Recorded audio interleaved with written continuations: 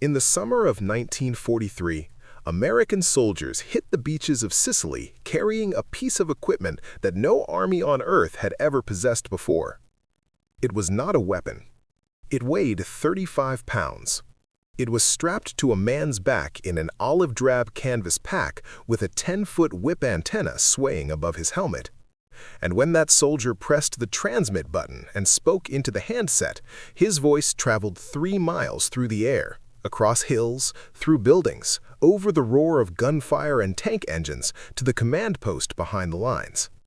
His words arrived clearly, without static, without the crackling, garbled interference that had plagued every military radio since the First World War. The Germans captured several of these radios during the fighting in Sicily. Their radio engineers examined them with a mixture of admiration and alarm. They had nothing comparable. No army on Earth did. The device was called the SCR-300. The soldiers who carried it called it the Walkie-Talkie. It was built by a company from Chicago that made car radios, a company called Galvin Manufacturing, which sold its products under a brand name that most Americans associated with dashboard entertainment, not military hardware. That brand name was Motorola.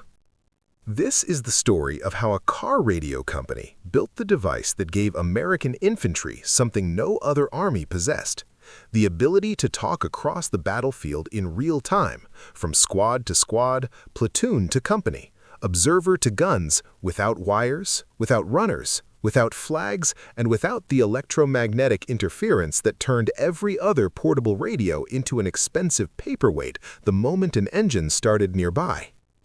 And the reason the SCR-300 worked, the technical decision that made everything else possible, came down to a single argument between 2 men in a conference room over a question that most people in 1940 considered already settled. The argument was about radio waves, specifically whether the United States Army should build its new portable radio using AM, amplitude modulation, the proven, established, universally accepted standard, or FM, frequency modulation, a newer technology that most engineers considered experimental, impractical, and unsuitable for military use. One man in that room believed FM would work. His name was Daniel Noble. He was right, and the consequences of his being right changed the nature of ground warfare forever. Before radio, armies communicated by wire. Field telephones, connected by miles of insulated copper wire laid across the ground or strung from trees and poles by signal corps linemen, were the primary means of communication between a battalion headquarters and its companies, between a company and its platoons, between an artillery battery and its forward observers. The system worked when the wire was intact. When it was not, when a shell cut the line, when a tank crushed it, when an advancing unit outran its wiremen, communications ceased.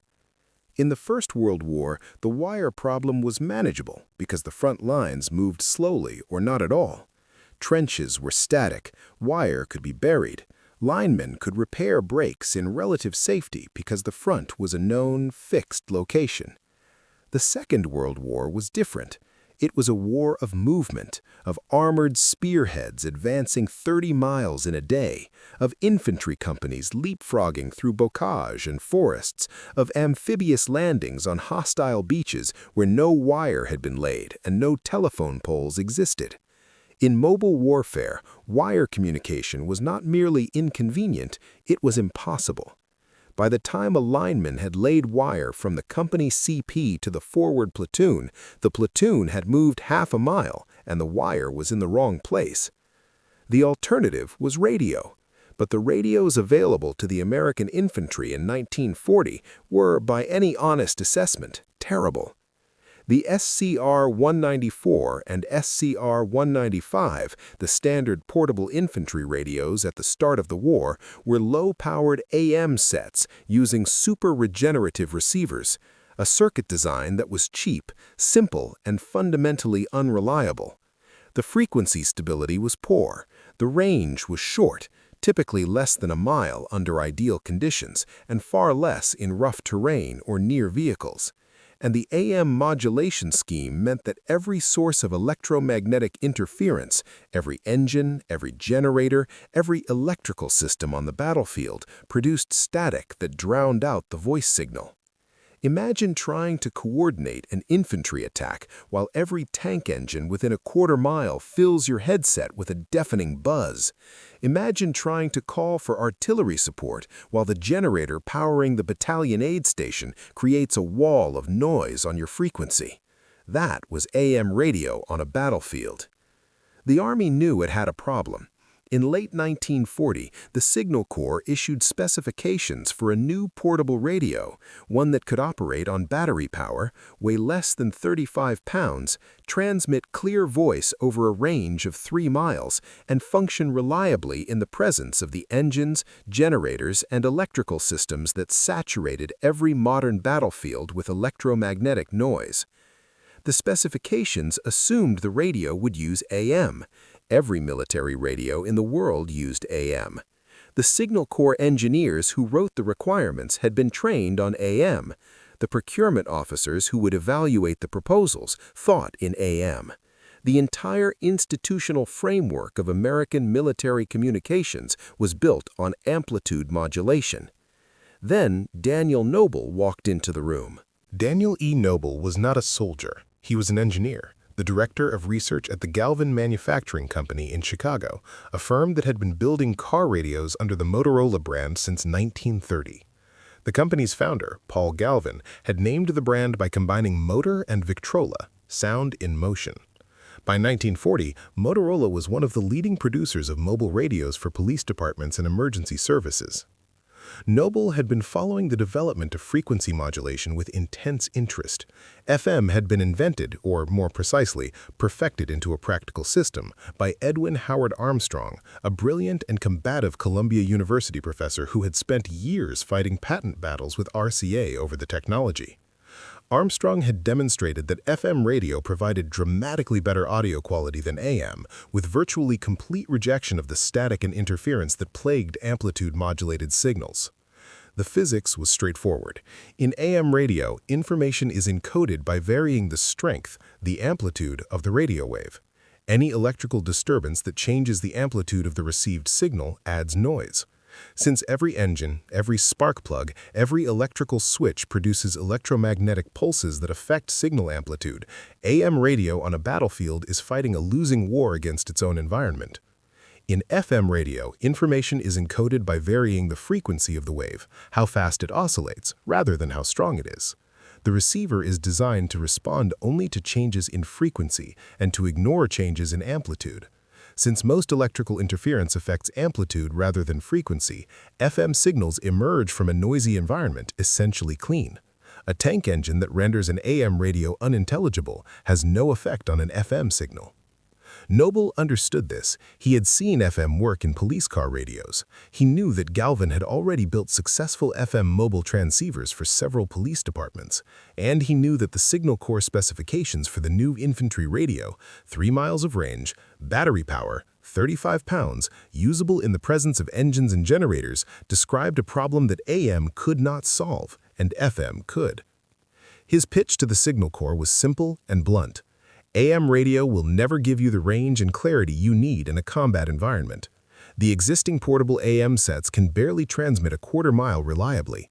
You want 3 miles. You want it through engine noise and electrical interference. You want FM. The Signal Corps accepted the argument.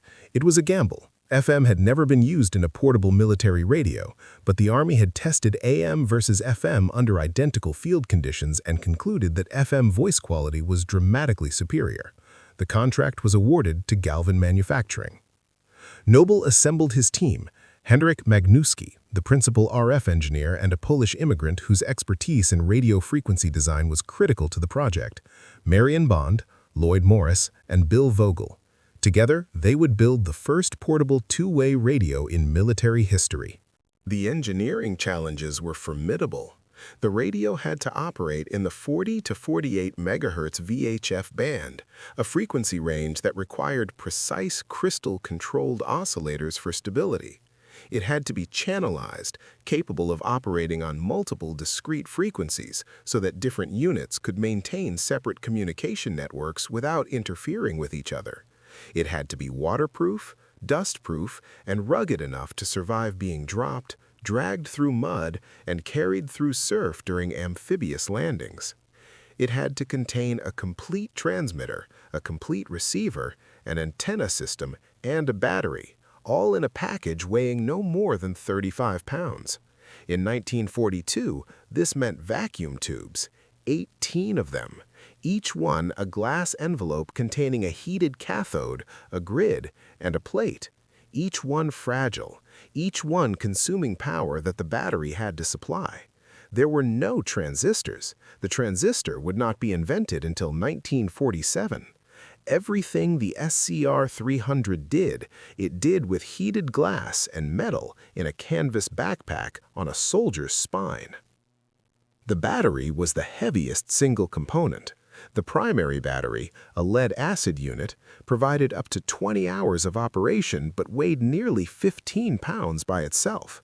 A lighter dry-cell battery reduced total weight to about 32 pounds but provided fewer hours.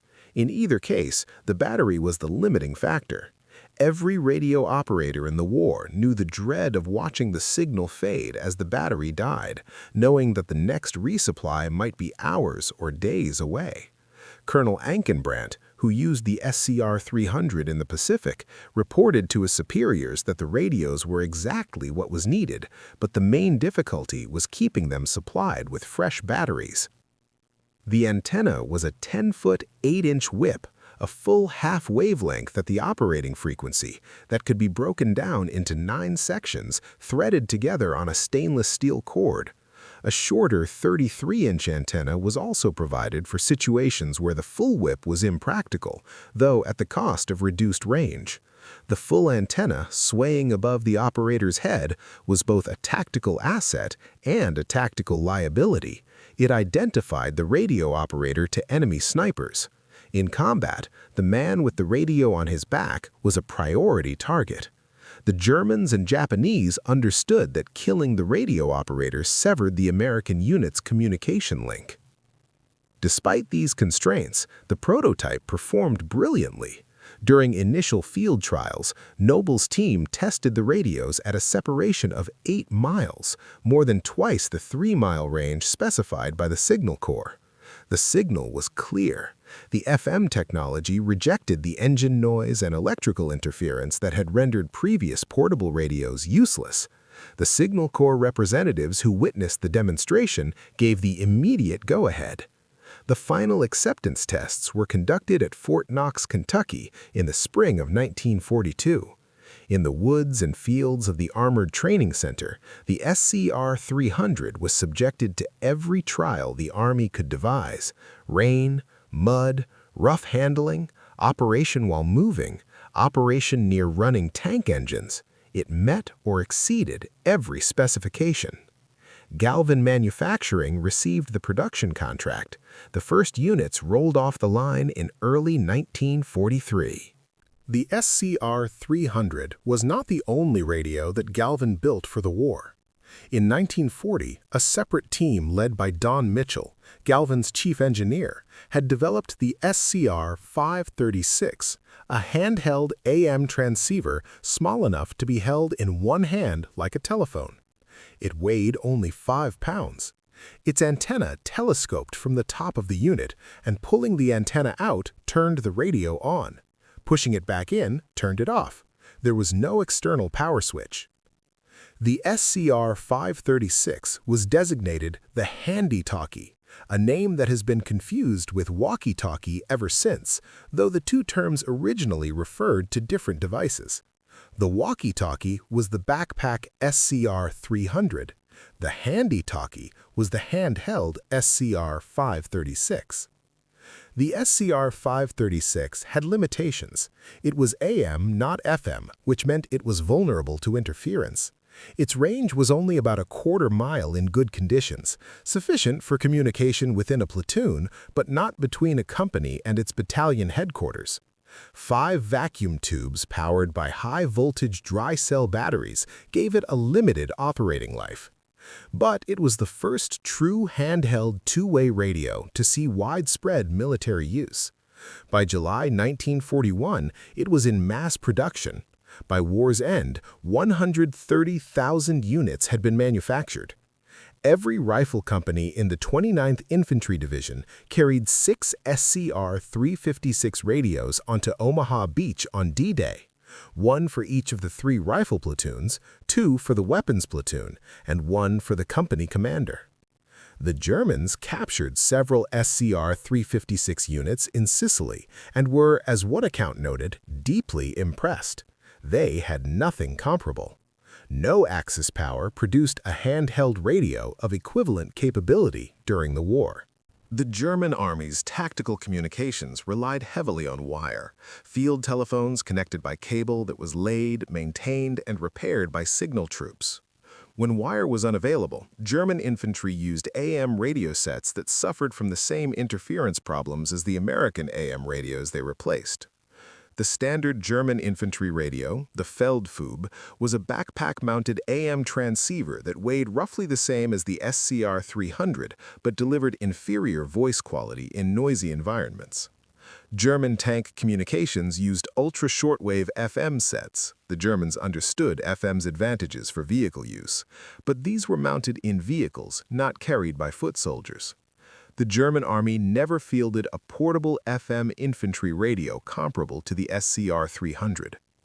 The Japanese Army's portable radio situation was even worse. Their standard infantry backpack radio required a hand-cranked generator for power. This meant that every radio conversation required 2 men, one to talk, one to crank. The physical effort of cranking limited transmission duration. The noise of the generator could reveal the radio operator's position, and the requirement for continuous human power input made the radio useless for a soldier who needed to talk while moving, while taking cover, or while doing anything other than sitting still and cranking. The British Army used the wireless set number 18 and later adopted a copy of the SCR-300 design as the wireless set number 31, a direct acknowledgement that the American radio was the best portable tactical communication device in Allied service. This technological gap had consequences that are difficult to quantify but impossible to ignore. An American infantry company in 1944 could coordinate its 3 rifle platoons, its weapons platoon, and its command group through instantaneous voice communication. A German infantry company relied on wire that could be cut, runners who could be killed, and AM radios that might or might not work depending on the electromagnetic environment. The American company fought as a coordinated organism.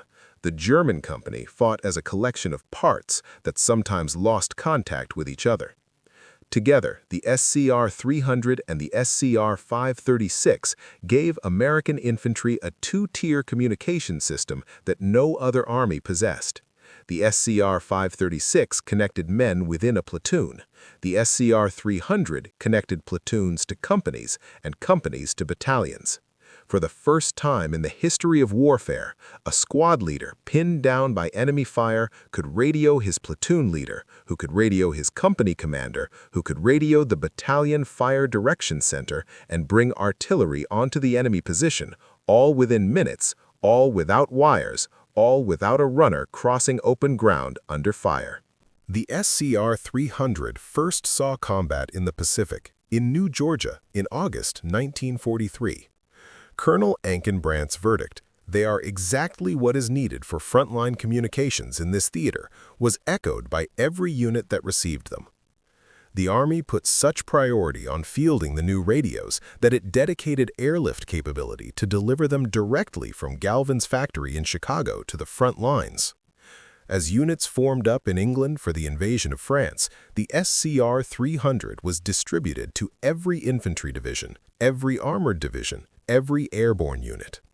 At Normandy, on June 6, 1944, the SCR-300 proved its worth under the most demanding conditions imaginable. paratroopers of the 82nd and 101st Airborne Divisions dropped into the darkness behind the beaches, carrying SCR-300 radios that had been waterproofed for the crossing.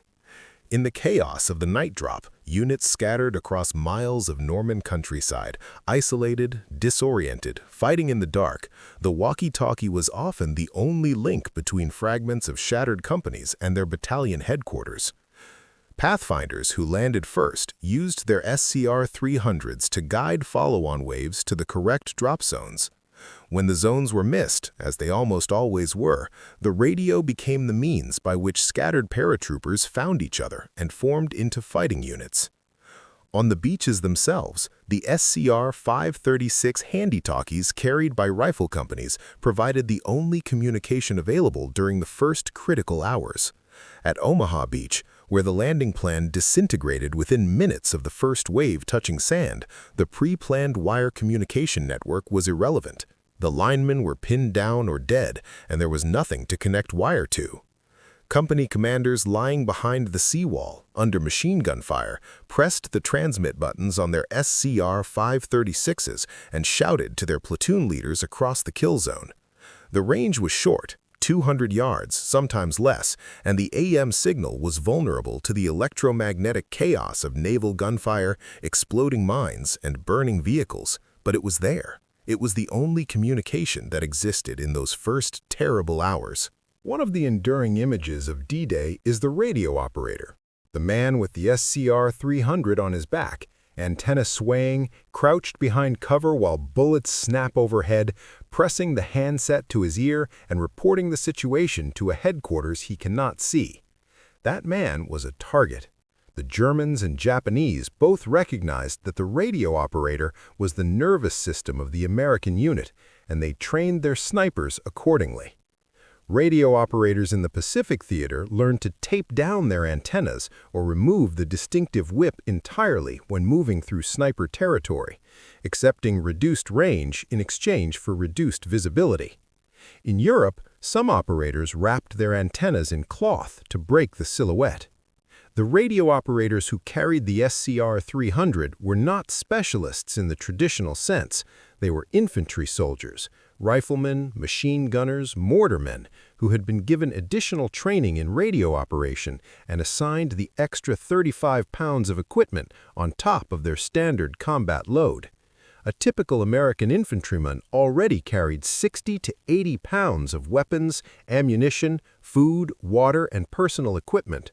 The radio operator carried that plus the SCR-300. In the Bocage country of Normandy, in the mountains of Italy, in the jungles of the Pacific, these men climbed hills, waded rivers, and ran under fire with a total load that exceeded 100 pounds. The Battle of the Bulge in December 1944 provided perhaps the most dramatic validation of the SCR-300. When the German Ardennes offensive shattered the American front, units that had been in static defensive positions were suddenly in mobile, chaotic combat in freezing forests where wire communication was impossible. One general declared that the SCR-300 was the most useful communications radio employed in the battle and helped turn the tide in favor of the Allies. The claim was not hyperbole.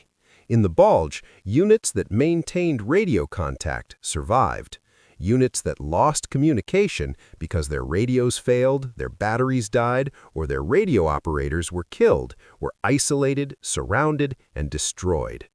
The difference between a connected unit and a disconnected one was often the difference between organized resistance and annihilation. Motorola continually improved the SCR-300 throughout the war, enhancing its waterproofing and environmental protection. Approximately 50,000 units were produced before the war ended, serving in Europe, the Pacific, and on ships across every ocean. Here is why FM mattered, explained for the engineer in the audience. An AM transmitter encodes voice by varying the power of the carrier wave. When you speak into the microphone, the electrical signal from your voice modulates, changes, the amplitude of the transmitted radio wave. The receiver at the other end detects these amplitude changes and converts them back into sound. The problem is that amplitude is fragile. Any electromagnetic disturbance, a spark plug firing, a generator cycling, lightning, even the sun, adds energy to the received signal, changing its amplitude. The receiver cannot distinguish between amplitude changes caused by the desired voice signal and amplitude changes caused by interference. It reproduces both. The result is static, a hissing, crackling, buzzing noise that obscures the voice.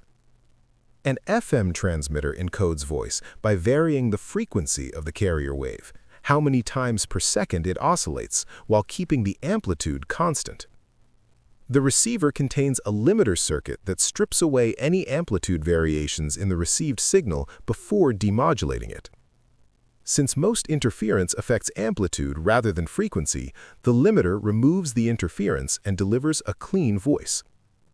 This is not a subtle improvement, it is a transformation. An AM radio that is barely audible at 1 mile in the presence of nearby engines becomes completely useless at 2 miles.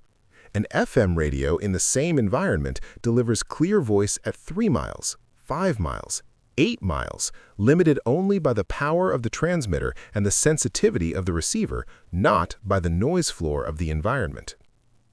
Daniel Noble understood this. The Signal Corps engineers who tested AM versus FM side by side under identical field conditions understood this. The infantry officer who first heard his forward observer's voice come through the SCR 300 headset, clear and sharp over the roar of Sherman engines, understood this. FM did not just improve battlefield radio, it made battlefield radio possible.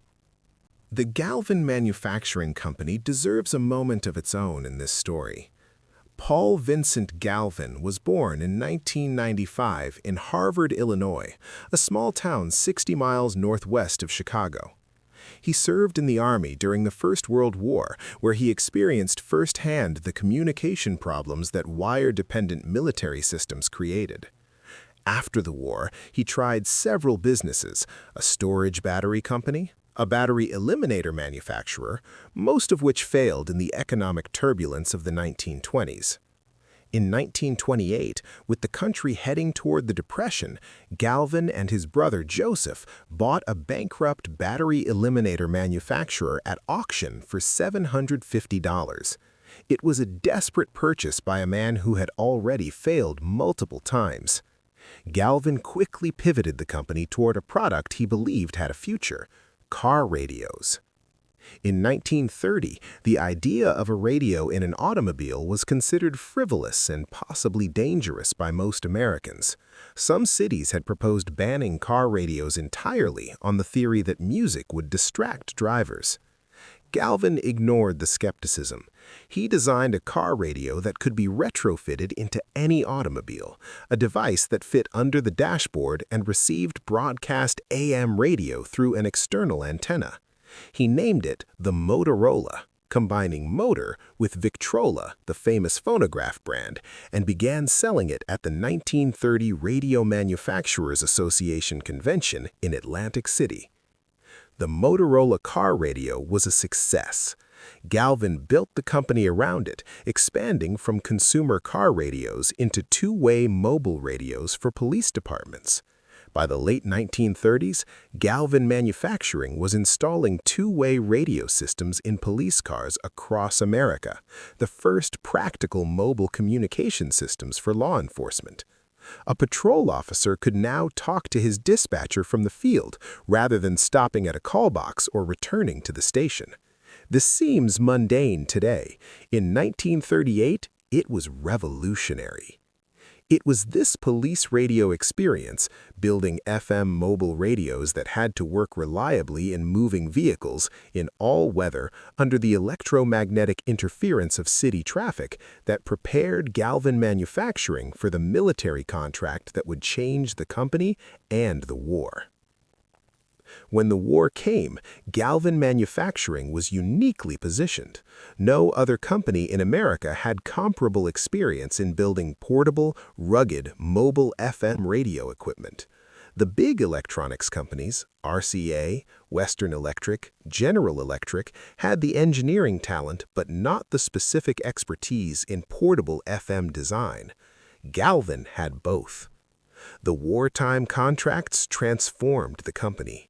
From a mid-sized manufacturer of car radios, Galvin Manufacturing became a major defense contractor, producing tens of thousands of SCR-300 and SCR-536 radios, along with other military communications equipment. The expertise gained during the war in FM technology, in portable radio design, in ruggedized electronics became the foundation for everything that followed. After the war, Galvin Manufacturing went back to civilian production, but the company did not go back to car radios. It went forward into the market that the war had created. The same FM technology that had given American infantry the ability to talk across the battlefield now gave American police officers the ability to talk to their dispatchers from patrol cars. The same ruggedized portable radio design that had survived the mud of Normandy and the jungles of the Pacific was adapted for fire departments, ambulance services, taxi companies, and construction crews. The SCR-300's descendants, smaller, lighter, transistorized as solid-state electronics replaced vacuum tubes, became the standard two-way radio for every public safety agency and every commercial fleet in America. In 1947, Galvin Manufacturing formally changed its name to Motorola, Inc., adopting the brand name that had started on car radios and was now synonymous with portable communications. The lineage from the SCR-300 to the modern two-way radio is direct and unbroken.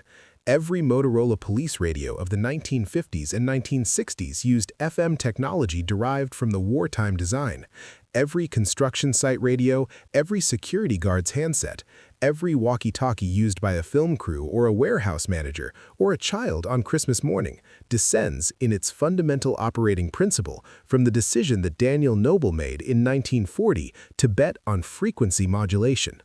And the lineage does not stop at two-way radios. Motorola went on to develop the first commercial cellular telephone, the Dynatac 8000X, demonstrated by Martin Cooper in 1973. The cell phone is not a walkie-talkie, but the company that built it was the same company that built the SCR-300, staffed by engineers trained in the same tradition of portable RF design that began with Noble and Magnusky and Bond and Morris and Vogel in a Chicago factory in 1942. Here is what the SCR-300 teaches. It teaches that the most important weapon in a war is not always the one that kills. Sometimes it is the one that connects. A rifle kills one enemy soldier. A radio coordinates an entire company. An artillery forward observer with a working radio can bring the firepower of an entire battalion onto a single target in minutes. Without that radio, the observer is a man with binoculars. He can see the enemy, but he cannot touch them. It teaches that institutional resistance to new technology is the enemy of military effectiveness. The Signal Corps specified AM because AM was what they knew. Daniel Noble told them they were wrong. He was a civilian engineer from a car radio company arguing with career military officers about the physics of electromagnetic propagation.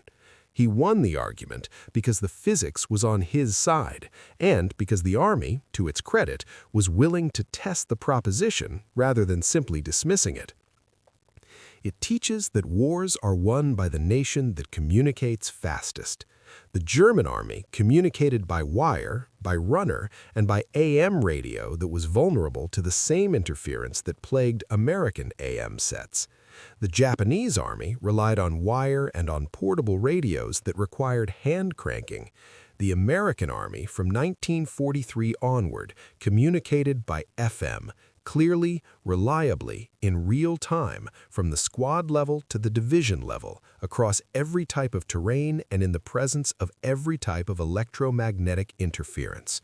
The ability to coordinate, to bring fire on a target, to redirect a flanking maneuver, to call for resupply, to warn of an ambush, to report a breakthrough, faster than the enemy can respond, is the fundamental advantage of modern combined arms warfare.